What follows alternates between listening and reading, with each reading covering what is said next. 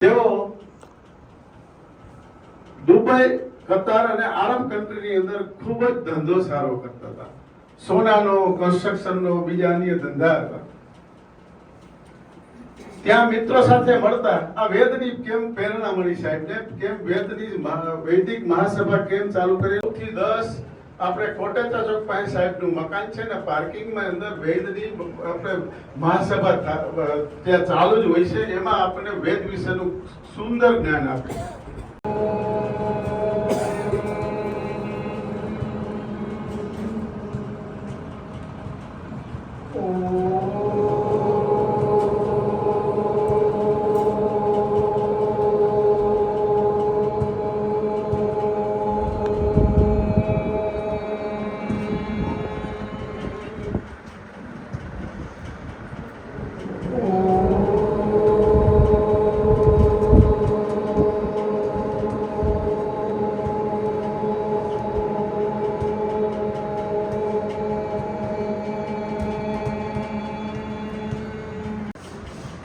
આશા Niketan senior citizens ક્લબના પ્રમુખ શ્રી પુરુષોત્તમભાઈ, મંત્રી શ્રી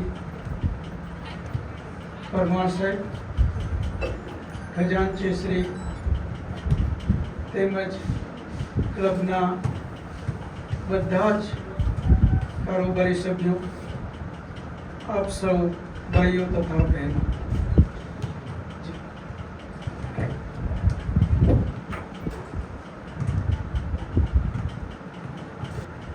એમાં હું પણ સિનિયર સિટીઝન જ છું અને આપણે બધા એ પડાવ ઉપર છીએ કે હવે જેમ હમણાં પુરુષોત્તમભાઈએ 4 આશ્રમની વાત કરી, પહેલો બ્રહ્મચર્ય આશ્રમ, બીજો ગ્રહસ્થ, ત્રીજો વાનપ્રસ્થ અને ચોથો સંન્યાસ. આપણો વેદ આ 4 આશ્રમની વાત કરે છે. એટલું તમને ચોક્કસ કહીશ વેદનો અભ્યાસ પછી કે વેદ પ્રમાણે અગર આપણે જીવન જીવીએ તો આપણી ગમે એટલી ઉંમર હોય એમાં શુદ્ધ સુગંધ આવશે. વેદ પ્રમાણેનું જીવન એ સુગંધ આપનારું જીવન છે. આપણા શાસ્ત્રો પ્રમાણે 1 થી 25 વર્ષ એ બ્રહ્મચર્ય આશ્રમ, યાની જ્ઞાન લેવા માટેનો આશ્રમ. જ્ઞાન બધા જ પ્રકારનું, માત્ર આધ્યાત્મનું જ જ્ઞાન નહીં, એની સાથે સાથે પૈસો કેમ કમાવવો, શસ્ત્ર સરંજામ, લડાઈ કેમ લડવી, આ દરેક પ્રકારનું જ્ઞાન આપણે બધા જ જાણીએ છીએ કે આશ્રમની અંદરમાં ગુરુઓ દ્વારા મળતો હતો. એ 1 થી 25 વર્ષ, 25 થી 50 ગ્રસ્થ. ગ્રસ્થનો અર્થ જ એ છે કે જે જ્ઞાન 1 થી 25 વર્ષ આશ્રમમાં લીધું, એ આશ્રમનો માંથી લીધેલા જ્ઞાનનો ઉપયોગ કરી આપણે ગ્રસ્થમાં આવવાનું છે, બાળકોનો જન્મ દેવાનો છે, ઘર માટે, પરિવાર માટે, સમાજ માટે, રાષ્ટ્ર માટે પૈસો કમાવાનો છે.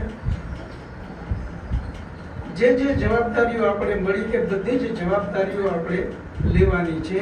એ 25 થી 50 વર્ષ.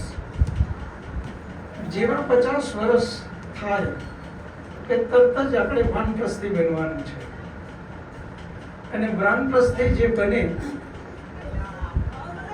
આપણે તમે જુઓ, જીવન કોઈ આ લાઈટની સ્વિચ નથી કે આપણે સ્વિચ બંધ કરી એટલે બંધ થઈ ગયું.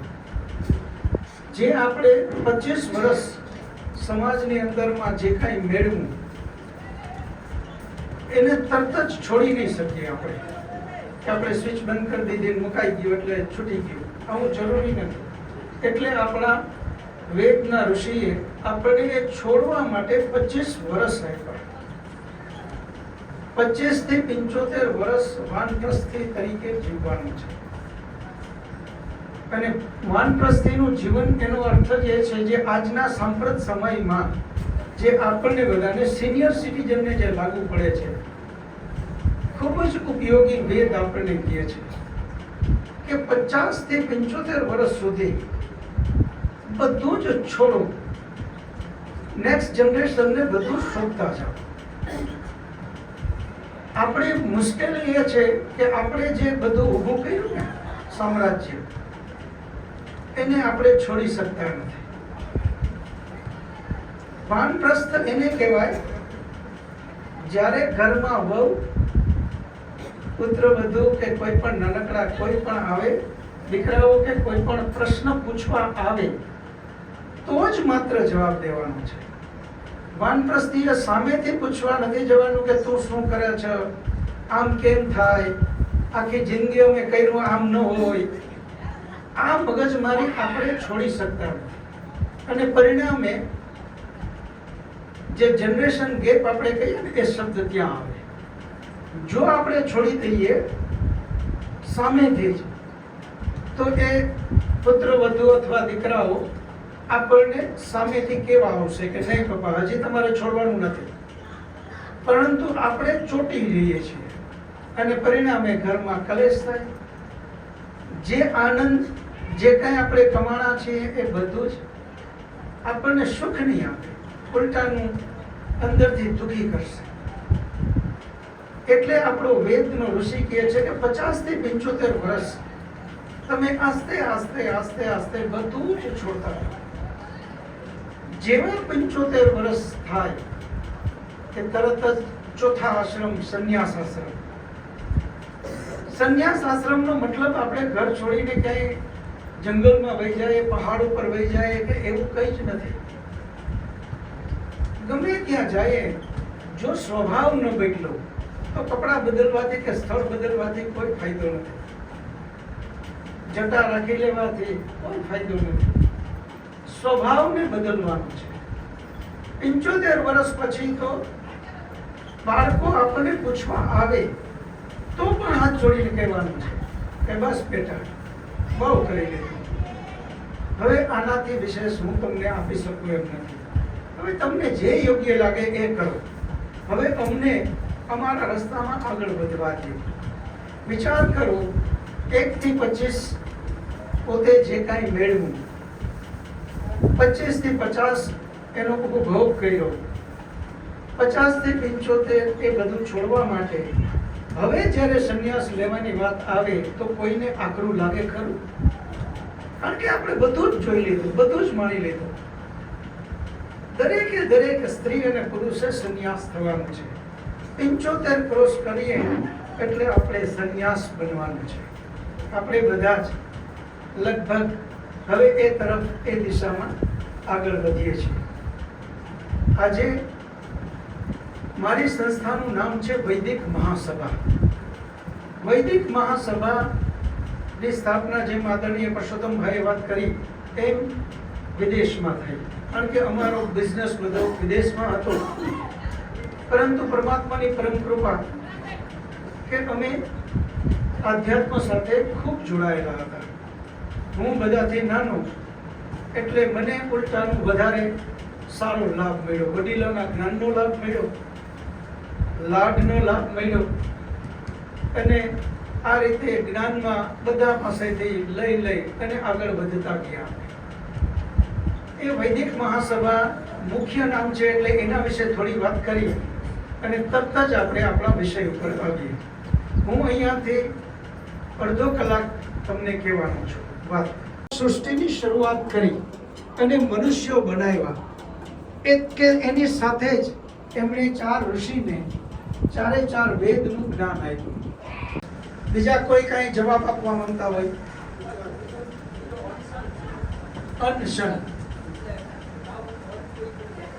અન્ન નહીં લેવાનું. હા, એ રીતે ઉપવાસ કરે છે. આખો દિવસ કોઈ જમે નહીં. જી હા, એ રીતે પણ ઉપવાસ કરે છે. ઘણા લોકો તો નિર્જળા ઉપવાસ કરે, તે દિવસે પાણી ન લે. આ રીતે બધા કરે છે. હવે આજે આપણે વેદ ઉપવાસ માટે શું કહે છે એને સમજવાનું છે. જેમ હમણાં જ ભાઈએ વાત કરી, ઉપવાસ એ સંસ્કૃત શબ્દ છે. અને વાસ.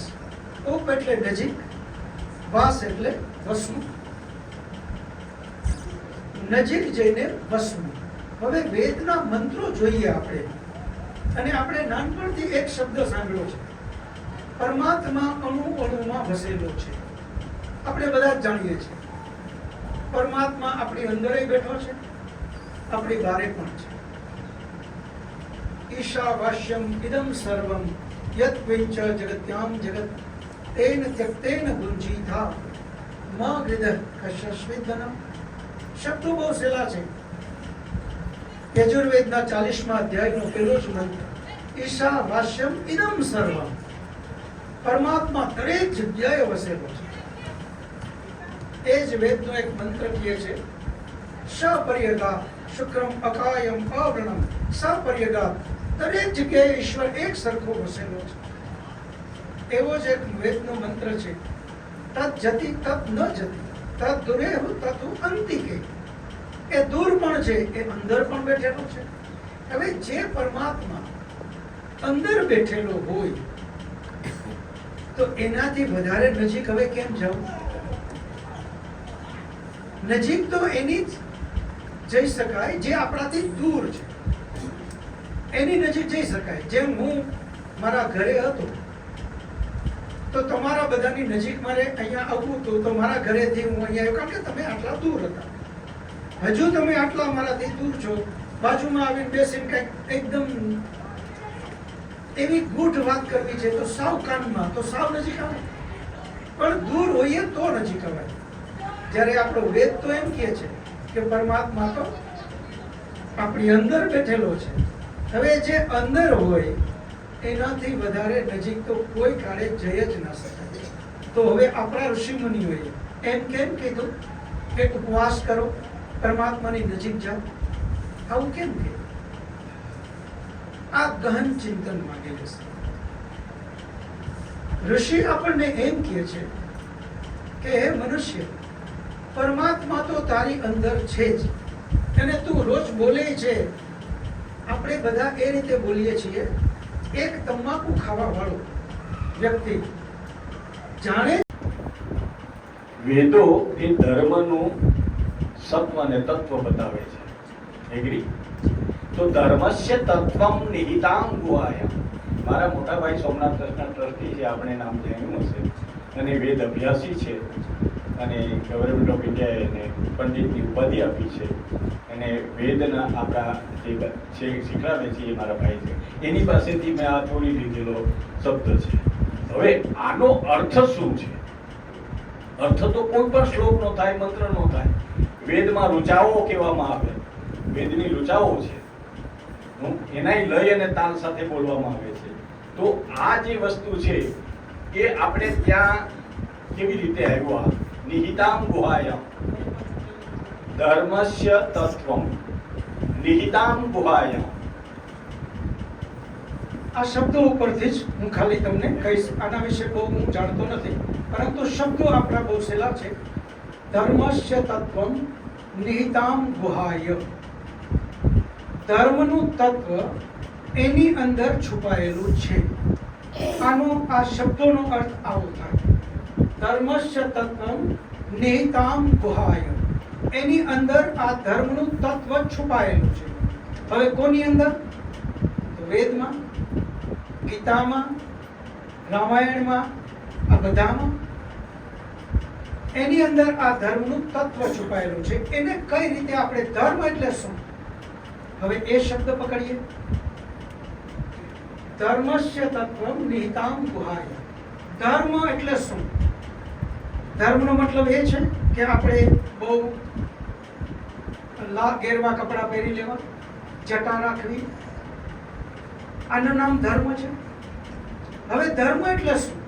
આપણા 6 દર્શન શાસ્ત્રો, એમાંનું એક દર્શન શાસ્ત્ર વૈશેષિક દર્શન આપણા મહાન ઋષિ કણાદ ઋષિએ રચેલું છે. એમને કોઈએ પૂછ્યું કે હે ઋષિવર, ધર્મ એટલે શું? તો એમણે જવાબ આપ્યો એક જ સેન્ટેન્સમાં, યતો હૃદય નિશ્રેયસ સિદ્ધિ સાધન. આનો અર્થ શું? એનો અર્થ એ થાય કે જે જીવનની અંદરમાં સફળતા આપે, વિભૂતિ આપે અને અંતમાં મોક્ષ આપે, એ શીખવે એનું નામ ધર્મ. હવે સફળતાનો અર્થ શું? આજે આપણે બધા જ એવા ભયંકર ગુંડાઓ છે જેને આપણે કોઈ દિવસ મળ્યા નથી આપણે દૂર દૂર સુધી એનો સંબંધ, છતાં આપણે બધા એને ઓળખીએ છીએ. એનો અર્થ એ થાય, એને નક્કી કરેલું છે કે મારું નામ આખી દુનિયા જાણે. તમારે મારે કોઈને દાઉદ સાથે કઈ દૂર દૂર સંબંધો કરે, છતાં આપણે બધા દાઉદનું નામ ઓળખીએ છીએ. તો એનો અર્થ તો એણે જે નક્કી કર્યું હતું કે ભાઈ દુનિયા આખી મને નામથી ઓળખે ઊંડામાં, એમાં એ સફળ થયો. એટલે આપણને પ્રશ્ન થાય કે જે જીવનમાં સફળતા આપે એને ધર્મ કેમ કહેવાય? આ જ વાત જ્યારે દર્શન શાસ્ત્રનો અભ્યાસ કરતો હતો, મેં આ જ્યારે કણાદ ઋષિનું વાક્ય, કણાદ ઋષિ મહાન ઋષિ છે, મને એમ લાગ્યું કે આમાં મારી સમજ ફેર થાય છે. તરત જ હું આવું કંઈ હોય તો નોટ કરી લેતો અને ઋષિમુનિ પાસે જઈ, સત્યપતિજી મહારાજ જેવા વિદ્વાન પાસે જઈ અને પ્રશ્ન કરતો કે મહારાજ, વૈશેષિક દર્શનમાં આ સફળતા આપે એને ધર્મ કીધું, તો આ વાત સમજાણી નહીં. એટલે એમણે મને તરત પ્રશ્ન કર્યો કે તારે જીવનની અંદરમાં શું જોઈએ છે, તો શેના માટે આટલી મહેનત કરે છે? એટલે મેં કીધું મહારાજ, આનંદ, શાંતિ અને સંતોષ, આ ત્રણ વસ્તુ આપણે જોઈએ છે જીવનમાં. આનંદ જોઈએ છે, શાંતિ જોઈએ છે અને સંતોષ જોઈએ છે. એણે તરત જ મને કીધું, જે વ્યક્તિ ખોટું કરે છે એના જીવનનો લક્ષ્ય છે આનંદ, શાંતિ અને સંતોષ, પરંતુ જ્યાં પણ ખોટું કરીને જે કંઈ મેળવ્યું, જ્યારે આંખ બંધ કરે તરત જ અંદરથી ધૃણા આવે, અંદરથી પીડા આવે, ન આનંદ મળે, ન શાંતિ મળે, ન સંતોષ. આનંદ, શાંતિ અને સંતોષ તો એને જ માત્ર મળે જે ત્યાગ કરે, જે આપે. પોતાના પરિવારમાંથી પોતાનો નાનો ભાઈ કે મોટો ભાઈ આવે અને કે ભાઈ મારે આજે પૈસાની જરૂર છે, ચાલાકીપૂર્વક જવાબ આપી દે કે ભાઈ એક દિવસ મોડા આવ્યો, કાલે જ પ્રફુલ્લભાઈ આવ્યા અને મારી પાસે હતા એ મેં દઈ દીધા. હવે જ્યારે આંખ બંધ કરે પરમાત્માની સામે, એ ભાઈને સુખ નહીં મળે, આનંદ નહીં મળે, શાંતિ નહીં મળે, સંતોષ નહીં મળે. અંદરથી એને પીડા પીડા જ રહેશે કે મારો ભાઈ એવો મારી પાસે હતા, આજે એને પૈસાની જરૂર છે અને મેં ના પાડી દીધી.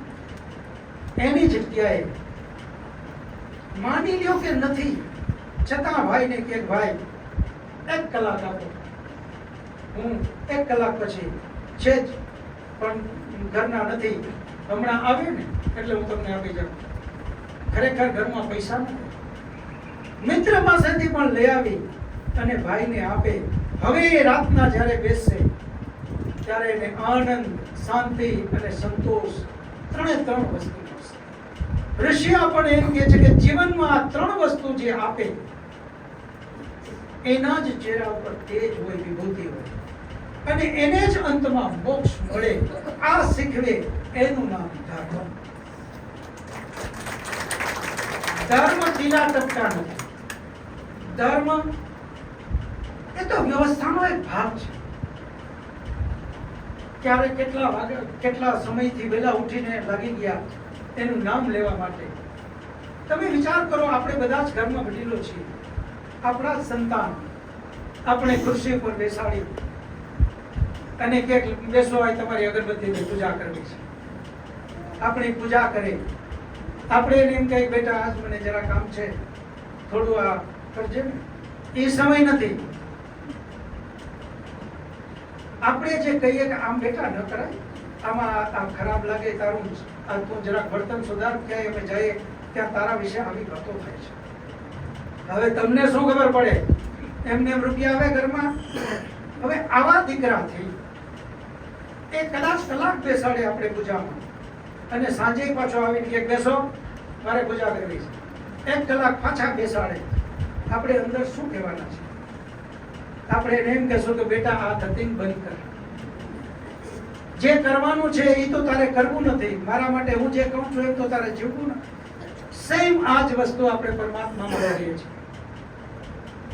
પરમાત્માની અંદરમાં આપણા ઘરમાં, મંદિરમાં કે ક્યાંય પણ આપણે જઈએ, એના આજ્ઞા મુજબ જીવન જીવવું નથી. અને કલાક આપણે એનો પીછો લેવો છે. એ તો સારું છે કે મૂર્તિમાં, નહીતર 2 ઝાપટ મારે કે આ ધતિંગ બંધ કર, આ તારી પૂજા મારે જોતી નથી. હું કહું એમ જીવ ને, જીવન એમ જીવીએ, એનું નામ જ ધર્મ. ધર્મ ધારાયતિ ઇતિ ધર્મ, જે જીવનમાં ધારણ કરી શકાય એનું નામ ધર્મ. એટલે જે તમે વાત કરી એ ધર્મનું ગૂઢ રહસ્ય આની અંદરમાં છુપાયેલું છે. પણ એ ધર્મને જાણીએ, ગૂઢ રહસ્યને જાણીએ અને પછી જીવનના આચરણમાં લઈએ, સાક્ષાત્કાર કરીએ, તો જ એ ધર્મનો ફાયદો છે. અને એ પ્રમાણે આપણે જીવીએ. ભાઈ કઈ પ્રશ્ન કરવાનો છે?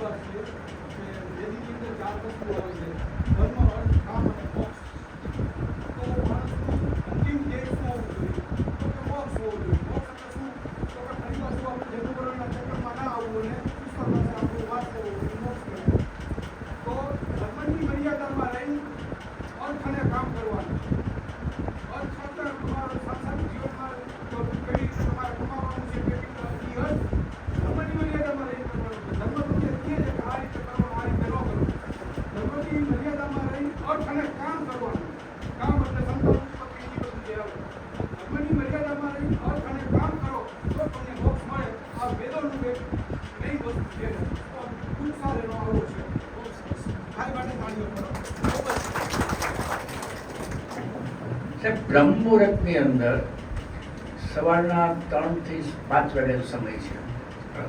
એ બ્રહ્મ મુહૂર્તની અંદર દેવતાઓ બ્રહ્માંડમાં વિચરતા, બ્રહ્મા વિષ્ણુ મહેશ 33 કરોડ એ સાવ નજીક હોય છે એવું મેં શાસ્ત્રમાં વાંચ્યું છે. અને તેને તમે પ્રાર્થના કરો ઉઠીને પલંગમાં બેઠા બેઠા, તો એ પ્રાર્થના સફળ થાય, તમારા કુટુંબ માટે પણ સફળ થાય છે. બહુ સરસ. સાહેબ માટે તાળીઓ પાડો. ખૂબ સરસ પ્રશ્ન. બ્રહ્મ મુહૂર્તમાં દેવતાઓ વાસ કરે છે, બ્રહ્માંડમાં વિચરતા હોય અને એનો આશીર્વાદ આપણને મળે. હવે દેવતાઓ 2 પ્રકારના આપણા શાસ્ત્રોમાં કીધા છે. એક જળ દેવતા અને બીજા ચેતન દેવતા. જળ દેવતામાં કયા કયા? એક તો દેવતાનો મતલબ જ સીધા સરળ શબ્દોમાં આપણે સમજી લઈએ. જે એ દેવ, જે કંઈક આપે એને દેવ કહેવાય. જેમ કે જલ, તો જલ જીવન આપે છે એટલે જલ દેવતા. વાયુ, આપણને ઓક્સિજન ન હોય તો આપણે જીવી ન શકીએ, વાયુ દેવતા. અન્ન દેવતા, પૃથ્વી દેવતા, અગ્નિ દેવતા. આ બધા જળ દેવતા, જેના દ્વારા આપણને જીવન મળે છે. જેમ કે આપણે હવે બીજી બાજુ ચેતન દેવતા. ચેતન દેવતાની અંદરમાં માતા પિતા, જેમના દ્વારા આપણને જન્મ મળ્યો છે, જેમના દ્વારા આપણું પાલન પોષણ થયું છે, દાદા દાદી, કાકા કાકી, ફઈ, જે કોઈ આપણા પરિવારમાં છે બધા જ, નાના મોટા બધા જ ભાઈ ભાંડો, જેની પાસેથી આપણને કંઈક મળ્યું છે એ પણ આપણા માટે દેવતા છે. ત્યાર પછી જ્ઞાન, જ્યાંથી પણ જ્ઞાન મળ્યું એ પણ આપણા માટે દેવતા છે. આ બધા ચેતન દેવતા. અને સૌથી મોટો દેવતા પરમપિતા પરમાત્મા, એ પણ આપણે બધું જ આપે છે, એ પણ આપણા માટે દેવતા છે. હવે આપણે આ જે આપે છે એને દેવ કહીએ છીએ. અને બાકીના બધા જે એમાં ચેતન અને જળ. ચેતનમાં 2 છે, એક પરમાત્મા અને બાકીના બધું જે કંઈ આપણે આપે. જ્યારે જળની અંદરમાં આપણે નામ લીધા એ બધા, પણ એને ખબર નથી કે કોણ. અગ્નિ દેવતા છે, એના વગર જીવન શક્ય નથી. સૂર્ય ન હોય તો આપણે જીવી ના શકીએ. પરંતુ સૂર્ય જળ છે. એક અગ્નિનો ગોળો અહીંયા રાખે, હવે એને ખબર નથી કે આ મને કોણ અડે છે. એ જેટલા અડે એ બધાને દજાડે. એને જળ દેવતા, પણ એના વગર પાછું જીવન શક્ય નથી, એટલે એ જળ દેવતા છે. જેણે જેણે આપણને કંઈક આપ્યું છે એને આપણે દેવતા કહીએ છીએ. જેમ દરેકના ઘરમાં તુલસીજીનો ક્યારો હોય, તુલસીજીને પણ આપણે દેવતા કહીએ છીએ, કારણ કે એમના દ્વારા આપણને મળે છે. મોટી મુસીબત એ છે આપણે જે શબ્દો ને પકડી લીધા. તુલસીજીને દેવતા તો કહીએ, ઘરમાં દરેકના ઘરમાં તુલસીજીનો ક્યારો હોય, એક પાંદડું કોઈ દિવસ ખાવું નથી એમાં. શું કામે રાખ્યા? તો કે દીવો કરવા. શું કામે રાખ્યા? તો કે એને સૂતર ને પ્રદક્ષિણા કરવા, સૂતરની દોરી વીંટવા. ખરેખર જે વેદ પુરાણો એટલે જ આ બધી મુસીબતો આવી. જેનો ઉપયોગ જ્યાં છે એ દેવતા એટલા માટે છે. હા, ઘરને આંગણે છે તો પણ એ આપણને ફાયદાકારક જ છે. ભલે દીવો કરી, ભલે ત્યાં ખાલી સૂતર જેનું પાંદડું ન ખાય તો પણ ઉપયોગી છે, કારણ કે એ એન્ટીબેક્ટેરિયલ વનસ્પતિ છે. ઘરમાં જેટલા જીવજંતુ છે એને ઓછું કરે છે, એ ઉપયોગી છે. પરંતુ જો ખાઈએ તો એ જડીબુટી છે. રોજ 4-5 પાંદડા તુલસીજીના ખાવા જોઈએ, તો એ આપણા માટે કલ્યાણકારી છે. એમ હવે સાહેબનો પ્રશ્ન એ છે, સવારના બ્રહ્મ મુહૂર્તમાં જ્યારે આપણે ઉઠીએ વહેલા, જે વહેલા કોણ ઉઠી શકશે? વહેલા સૂઈ જાય. 9 વાગ્યામાં જે સૂઈ જાય એ 4 વાગે ઉઠે, તો 9 થી 10, 11, 12, 1, 2, 3 અને 4, 7 કલાકની નીંદર એની સરસ મજાની થાય. હવે આપણે તો સૂવું છે કેટલા વાગે? 12 વાગે. હવે 4 વાગે કઈ રીતે ઉઠવું? અને ઉઠે તો એની દશા શું હોય? એ ધ્યાન કરી શકે? જેવા ધ્યાન આંખ બંધ કરે કે ધ્યાન લાગી જાય. તો બ્રહ્મ મુહૂર્તમાં એ સમય જ એવો છે, જો વહેલા સૂઈ અને જે સુવા ટાઈમે પણ આપણામાં એક નિયમ છે. આપણે જેમ વાત કરી 2 ટાઈમ પરમાત્માને યાદ કરવો. સુતા પહેલા પરમાત્માને યાદ કરો કે હે વિશ્વાની દેવ, બધું જ આખા દિવસનું ભૂલી અને પરમાત્માને યાદ કરે એટલે આખી રાત નીંદર એને ખૂબ આધ્યાત્મ તરફ ગઈ. હવે એ 4 વાગે ઉઠે, દિવસમાં કાંઈ હજી નવું કર્યું નથી એટલે કોઈ વિચાર ના હોય, એકદમ કોરી પાટી.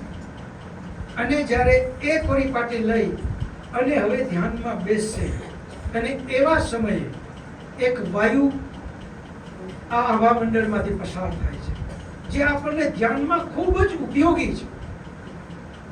વહેલી સવારમાં કોઈ અવાજ ન હોય, કોઈ જાતનો ડિસ્ટર્બન્સ ના હોય, એ વાયુ મંદ મંદ વહેતો હોય, અને એવી વખતે આપણે જ્યારે ધ્યાનમાં બેસીએ, પરમપિતા પરમાત્મા એને બરાબર ઓળખી લઈએ. પરમાત્મા વિચરણ કરવા નીકળે છે, એનો અર્થ એ છે કે પરમાત્મા આપણી અંદરે છે. પરમાત્મા વગર કોઈ જગ્યા ખાલી જ નથી, કારણ કે પરમાત્મા તો અણુ અણુમાં વસેલો છે. એ વિચરણ કરવાની એને જરૂર જ નથી, તો બધે જ છે. માત્ર આપણી મનની એક વૃત્તિ એવી કરવાની છે કે આપણે પરમાત્માની સાથે રહેવું, અને એમાં આપણે મંત્ર બોલીએ, ઓમ ભૂર્ભુવઃ સ્વઃ. ગાયત્રી મંત્ર બધાને આવડે, એનો અનુવાદ બોલીએ કે હે પરમાત્મા, તે આ પૂરું બ્રહ્માંડને બનાવ્યું, આનો રચયિતા તું છો, સવિતું રચના કરનાર, વરેણ્યમ, તું જ વરવાને યોગ્ય. એમ કરીને એક એક શબ્દોને ખોલતા ખોલતા ગાયત્રી મંત્ર બોલીએ અને જીવનના આનંદને લઈએ, એટલે ખૂબ આનંદ આપશે. તો સવારના વહેલું ઉઠવું એ ખૂબ સારી વાત છે. એ એટલા માટે જ એને બ્રહ્મ મુહૂર્ત કીધું, કારણ કે આપણા 5 યજ્ઞ છે. પહેલો યજ્ઞ બ્રહ્મ યજ્ઞ, બીજો દેવ યજ્ઞ, ત્રીજો પિતૃ યજ્ઞ, ચોથો અતિથિ યજ્ઞ અને 5મો બલિ વૈશ્વ યજ્ઞ. પહેલો યજ્ઞ છે બ્રહ્મ યજ્ઞ. ત્યારે કયા મંત્રો બોલવા જોઈએ એ બધું જ બ્રહ્મ યજ્ઞ માટે આપેલું છે આપણા શાસ્ત્રોમાં. એ પ્રમાણે આપણે વહેલા ઉઠી અને એ બ્રહ્મ યજ્ઞ કરવો જોઈએ, એ ખૂબ ઉપયોગી છે. કોઈનો પણ ત્રીજો પ્રશ્ન? બહેનોમાંથી બસ મને ઈચ્છા છે. જી બેન.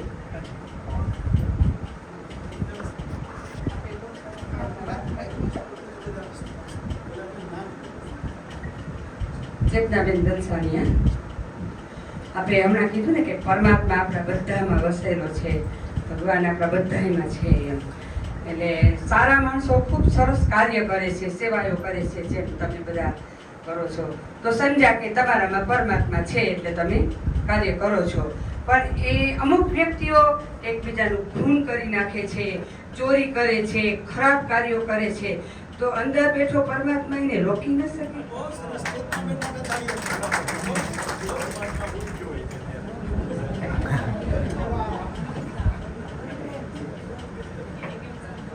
ચેતનાબેનનો ખૂબ સારો પ્રશ્ન. બેને એવો પ્રશ્ન કર્યો કે સજ્જન માણસોની અંદર તો પરમાત્મા હોય એવું આપણે સમજી શકીએ, પરંતુ જે ખરાબ કર્મો કરે છે તો એની અંદર જો પરમાત્મા હોય તો એને રોકી ન લે. હવે બેન, ગીતાનો એક મહાન શ્લોક કર્મ ઉપરનો એ આપણે બધા જ જાણીએ છીએ. હે જીવાત્મા, તું કર્મ કરવામાં સ્વતંત્ર છો, ફળ હું આપીશ. આ પરમાત્માનો નિયમ, વેદમાં પણ આ જ નિયમ છે. જે કરે, જેવું કરે, જેટલું કરે એને એવું અને એટલું ફળ મળે ને મળે છે. હવે સ્વયં પરમાત્મા એને રોકતો નથી એવું નથી, પરમાત્મા એને રોકે છે. જ્યારે પણ તમે વિચાર કરો, જ્યારે ખરાબ કર્મનો, પેલા સારા કર્મનું કહું, જ્યારે આપણે સત્કર્મ કરવાની માત્ર વિચાર આવશે કે અંદરથી આપણે પ્રેરણા આવશે, ઉત્સાહ કે હા આ કરાય, કર કર કર કર, અંદર પરમાત્મા બેઠો છે, એ આત્માને કહે કે કર, કરાય કરાય કરાય. પરમાત્માનું કર્મનું ફળ અહીંયાથી જ શરૂ થઈ જાય. જેવો સારો વિચાર આવે એની સાથે જ આનંદ, ઉત્સાહ, એકદમ તેજ આપણી અંદરમાં આવશે. જ્યારે એ કર્મ કરતા હશું ત્યારે પણ આ જ વસ્તુ, આનંદ, ઉત્સાહ, પ્રેરણા, આ બધું જ આપણને મળશે. અને કર્યા પછી એનો આનંદ, ઉત્સાહ, પ્રેરણા. ચેતનાબેન મારી પાસે આવે અને મને એમ થાય કે બેન કદાચ આ મારું સારું કર્મ સાંભળીને જ આવ્યા હશે, પણ હવે એ તો એની રીતે આવ્યા હતા. હવે મને એમ થાય કે ચેતનાબેનને હું ન કહું ત્યાં સુધી મને મજા નહીં. એ જે કાંઈ મેં સારું કર્યું એ બધું હું તમને કહીશ સામે, કારણ કે મેં સારું કર્મ કર્યું છે. હવે એ છે કર્મનો સિદ્ધાંત પરમાત્મા, એ આપણને આનંદ આપવાનું ચાલુ જ કરે. આવું જ હવે તમે જુઓ, જ્યારે પણ ખરાબ કર્મ કરવાની હજી તો વિચાર જ આવ્યો કે તરત જ અંદરથી ભય, અંદરથી એકદમ ડર. હું આ કરીશ ને કોઈને ખબર પડી જશે તો, હું આમ કરીશ ને કોઈ જોઈ જશે તો, હું આમ કરીશ ને ફલાણું કરે. ત્યાં વિચાર આવ્યો ને દુઃખ, આ ઈશ્વરનો કર્મનો ફળ આપવાનું સિદ્ધાંત ચાલુ થઈ ગયું. એ ફળ આપવાનું ડર ચાલુ કરી દીધું. બેનો, તમારામાંથી આ જેને ન ખબર પડતી હોય કે ભાઈ મોબાઈલ સાયલેન્ટ કરતા ન આવડતું હોય તો પ્લીઝ આટલું ન કરો. તમે બાજુને કોઈને કહેજો કે ભાઈ સાયલેન્ટ કરી દો, તો એ કરી દેશે. જેવું આપણે સારામાં સારું ઇનામ આપવા માટે પરમાત્મા, ખરાબમાં દંડ ચાલુ કરી દે. વિચાર આવ્યો કે તરત જ ભાઈ, લજ્જા, શરમ કરીએ છીએ ત્યારે પણ ભાઈ આમથી કોક આવી ગયો, આમથી કોક આવી ગયો. કર્યા પછી ચેતનાબેન મારી પાસે આવે, એ કંઈક બીજી જ વાત લઈને આવ્યા. મને એમ થાય કે આ બેનને ક્યાં ખબર પડી ગઈ હશે. હવે એને આ કઈ ખબર નથી, તોય હું ભયભીત થઈ ગયો. આ ઈશ્વરનું રોકવા માટેનું છે. અંદર પરમાત્મા જ્યારે પણ આપણે ખરાબ કર્મ કરીએ છીએ ત્યારે એકવાર રોકે છે, પરંતુ એલર્ટ કરે છે, અલાર્મ વગાડે છે કે નહીં આમ ન કરો. આપણે એને નેગ્લેક્ટ કરી દઈએ છીએ અને એ પછી પાછું એક ખરાબ કર્મ કરીએ એટલે જ આપણે એના દંડના ભાગીદારી બનીએ છીએ. એટલે આપણે એને કીધું કે તું કર્મ કરવામાં સ્વતંત્ર છો, જ્યારે ફળ તો હું આપીશ. સારા કર્મનું સારું ફળ, ખરાબ કર્મનું ખરાબ ફળ. હવે કોઈ છેલ્લો પ્રશ્ન કરી અને વાતને પૂરી કરશું. આપણામાં અલગ અલગ વાત ચાલે છે. એક છે દ્વૈતવાદ, એક છે અદ્વૈતવાદ, અદ્વૈતમાં પણ પાછા ઘણા બધા અલગ અલગ એના પછી પણ આવ્યા. અદ્વૈતવાદ જે છે એના મૂળ આપનારા જગતગુરુ શંકરાચાર્ય છે.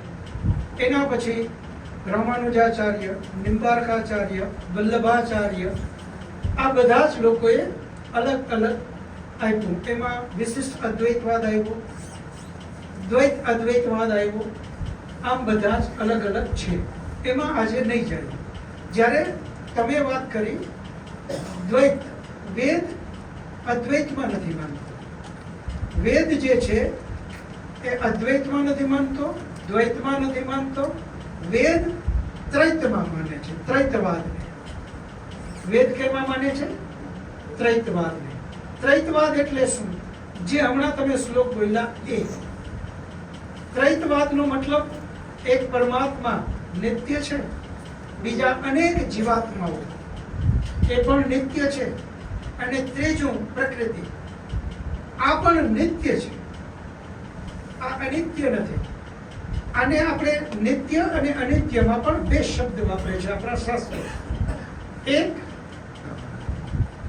પ્રવાહથી નિત્ય અને એક પરમનન્ટ નિત્ય. આ બે નિત્ય શબ્દ આવ્યા છે. એક પ્રવાહથી નિત્ય એટલે શું? જેમ અત્યારે આ નરી આંખે જે પ્રકૃતિ આપણે જોઈએ છે એનો નાશનો મતલબ શું? જેમ બેનો તપેલીની અંદરમાં પાણી ભર્યું અને અગ્નિની નીચે, ગેસની નીચે મૂક્યું, એ પાણી ઉકળે. ધીમે ધીમે ધીમે ધીમે એ બધું શું થશે? વરાળ. એક સમય એવો આવશે કે હવે એમાં તપેલી ખાલી, પાણી વગર. તો પાણી વગર તપેલી થઈ એનો અર્થ પાણીનો નાશ થઈ ગયો. પણ નાશ કઈ રીતે થયો?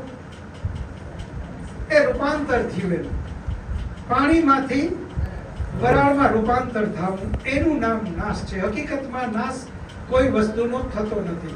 આ નરી આંખે જે કાંઈ દેખાય છે એ એની મૂળ વસ્તુમાં આગળ આગળ જતું જાય, અને એમ કરતા કરતા છેલ્લે 3 તત્વ બચે છે, સત્વ, રજ અને તમ.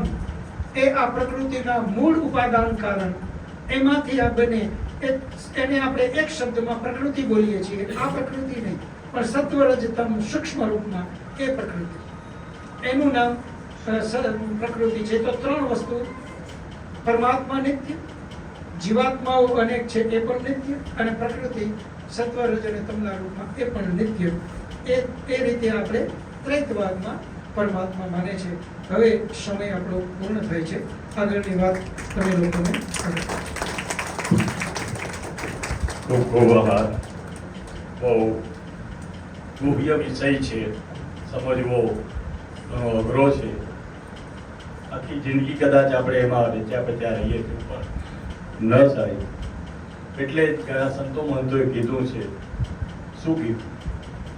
કે જા જા નિદ્રા હું તને વારું, અરે તું છોડનાર ધોતારી રે. જા જા નિદ્રા હું તને વારું. તારે કીધું કે બ્રહ્મ મુહૂર્તમાં જાગવું. એ પ્રથમ પોરમાં આ તો સબ કોઈ જાગે, અને બીજા પોરમાં જાગે ભોગી રે. ત્રીજા પોરમાં તસ્કર જાગે, અને ચોથા પોરમાં જાગે જોગી રે. જા જા નિદ્રા હું તને વારું. આ અભરવાયુ આવી કઈ ગયા છે. આપણે તો વાંચીને હજી ઉતારી નથી શકતા. એ આપણા સંતો કહી ગયા છે. ધન્યવાદ સાહેબ.